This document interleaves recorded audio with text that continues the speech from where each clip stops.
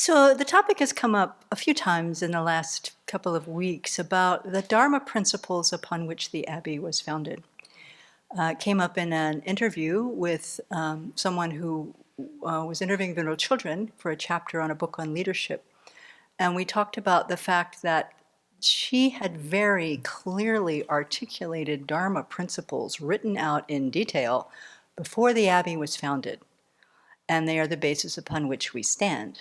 And then it came up again yesterday after our community Vinaya class, talking about the decisions we make about how we share what's going on at the Abbey with the world. And Venerable Tarpa mentioned that perhaps the vision of the Abbey might be, it's time to articulate it again. And I find that these founding Dharma principles are just the very basic. I mean, that's exactly what they are. They are the foundation upon which the Abbey stands. They're on our website. They used to be in a much more prominent position. Now they're buried a little bit with the monastic mind prayer page. And we used to cover them periodically, maybe once a year or so we would talk about them, but I think it's been quite a while since that has come up. So I thought it would be good to revisit these. And the list is so extensive, there is no way in the world to do this in a single talk. Let me just say this was written before we founded, Founding Dharma Principles. Sravasti Abbey is founded on Dharma principles that include generosity, compassion, mindfulness, non-harmfulness, gratitude and respect, humility, willingness to accept instruction, apologizing, forgiving, and rejoicing. This is not an all-inclusive list, by the way. But these are pretty good, strong foundations. And, you know, I've never asked her, and I wouldn't want to theorize too much about what was in Venerable Chödrön's mind as she wrote these out. But the point here is that there was a very clear understanding of establishing a community that was based on these things, that was written before there was a community to base on these things, right? So I wanted to I think what I'll do over the next however many, maybe the rest of my life, go through these with some Bodhisattva breakfast corner talks, because the opportunity to talk about them in Vinaya class, I went and looked, they're all filled up. So we'll do it this way. Generosity is the first one on the list. It is not that way on the website anymore, I don't think, because generosity, sections of this appear in so many different places. But generosity was the very first thing that Venerable listed as the founding basis of Sravasti Abbey. So generosity is defined, I went back to Nagarjuna's tome on the 6 perfections from the Chinese canon. Generosity is an instance of giving wherein there is a corresponding instance of wholesome intention. Wholesome intention being the defining factor, actually. And so we learn in various teachings that there are 3 or 4 kinds of giving, depending on the list that you are referring to. There is the material giving, generosity. There is also the giving of safety or protection. There is the giving of love or support, is on some lists, and also giving of the Dharma.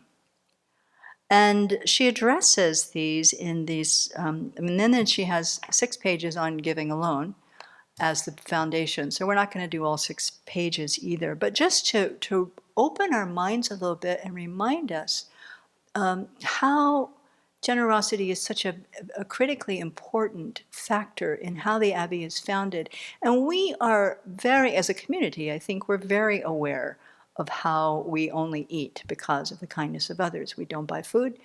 People who visit the Abbey know that as well and make their food offering. And we are, I think, reminded every time we do our exchange with our guests on the food offering prayer that this is a relationship of mutual dependence. But there's other ways, many other ways that we give, that we practice generosity that is important for us, I think, to bring to the surface from time to time. She says from the beginning, each party, with the relationship between the Sangha and lay followers, each party shares what it has with the other and both benefit. Because, and here are the reasons, because monastics have given up their regular jobs and dedicate their time to studying and practicing the Dharma, the Sangha shares the Dharma with the laity. The laity in turn shares their resources, particularly the four requisites of food, clothing, shelter, and medicine with the Sangha. The mutual benefits is what I want to look at. And this is for our benefit as Sangha. The monastics of the Abbey eat food that is offered to us. We don't go to the store. Here are the benefits. First, we do not choose our own food. We practice giving up attachment to foods that we prefer and develop contentment in what is offered. Now, as we are aging, we have a longer and longer list of foods that don't agree with people. And because we are all individuals, we have individual lists of foods that don't agree with people. So we do, put a lot of thoughtful effort into creating meals that work for everybody, finding ways to make the meals work for everybody, also for our guests who have particular needs to, not to an extreme, but what we do our best to make sure that everybody who is fed here by the generosity of our donors is also fed by the generosity of the cooks. And part of our responsibility as Sangha is to do this part of cultivating contentment, not giving into the attachment to the foods that we prefer, and developing contentment with what is offered. So in cultivating that mind of contentment, which is hard to do. How many times have I said to myself, and I've certainly heard it in our conversations, I've given up everything else. Do I have to give up the popcorn that's in that counter too? No, I go have some. Do I do it after lunch? I do my best not to. Because those precepts also protect us to the extent that we can keep them, but not everybody can keep the not eating precepts. So in a way, as I look at this, part of our practice of generosity, in a way, is being able to cultivate a contented mind with that which is given out of a heart of generosity, to accept it with gratitude and appreciation. Because we are dependent on the generosity of others to stay alive, we become more aware of their kindness, the kindness of all sentient beings, and gratitude develops in our heart. That's her second point here. So to live with a heart of gratitude, which is something I've been writing a lot lately, because I'm doing this talk on kindness next week, to look at what kind of mind is gratitude. It's a happy mind. Maybe we could even go there with contentment. It can be the pathway to our own contentment if we're thinking about the gratitude, the food that we receive, rather than the mind, like mine, that wants to complain that this particular food is not in the kitchen today, and that's what I wanted to cook with. It's so easy to catch the mind going there. And yet what we have here is one of our founding values is to develop this heart of generosity and then gratitude for what we've received. Third, because we are more grateful to others, we are more aware of our responsibility to keep our precepts well and to practice diligently as a way of making ourselves worthy of offerings. So this too is not like we can see that as like a big anvil over our head. Oh my God, am I wasting my life? Am I wasting these people's food? I don't deserve to be here. This is a self-centered thought in action, right? We recognize that. At the same time, being aware that it's not like I have a boss. I'm not working for somebody anymore. But can I think that I'm working for all sentient beings? And hold that? And in that case, then it's helpful for me to examine how I'm spending my time. It's not always perfect. In fact, it's often not perfect, actually. And sometimes I personally have to really think about how do I work with the idea that I want to be conscious of being the recipient of others' kindness. Therefore, I'm sharing the Dharma or doing my service to the Sangha in order for the Abbey to be able to fulfill its mission and reach out and share the Dharma with others. And it's also true I need breaks. I can't work 24/7. Nobody wants to.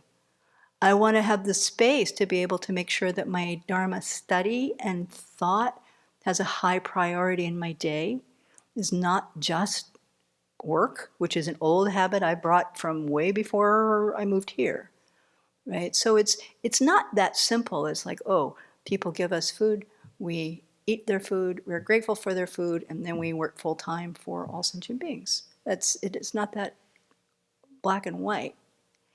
But to maintain an awareness of that relationship, I find to be a very, very beneficial way of staying clear and true to our daily intention. And then when guests come, once we have that heart of generosity, then we open the space to care for whoever comes here.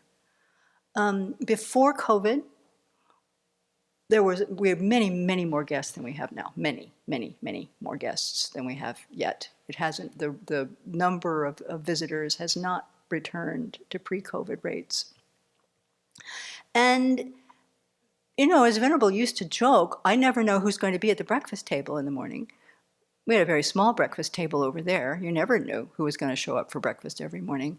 Whoever came is welcome. Anyone who comes is welcome.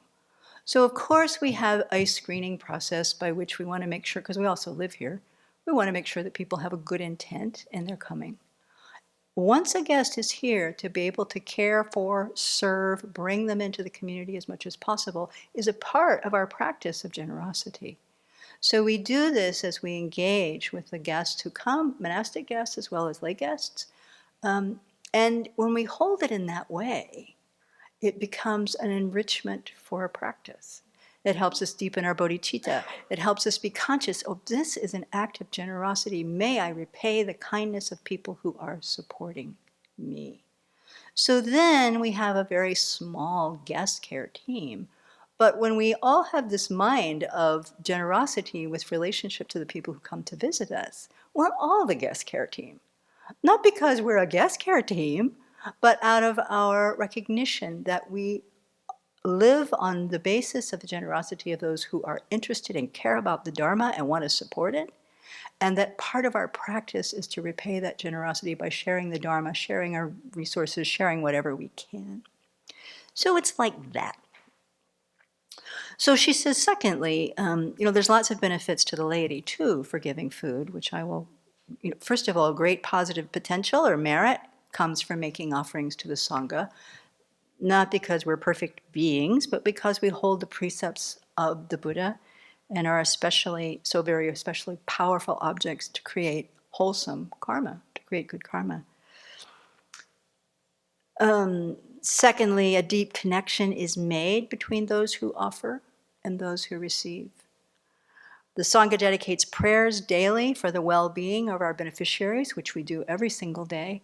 The more present we are to the fact that that's what we're reciting when we make those prayers, the more effective that is to our own mind.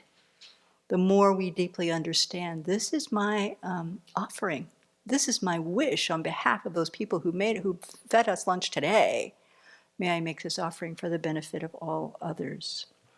They are making it possible for people to train in the Dharma and become qualified teachers without having to worry about getting fed.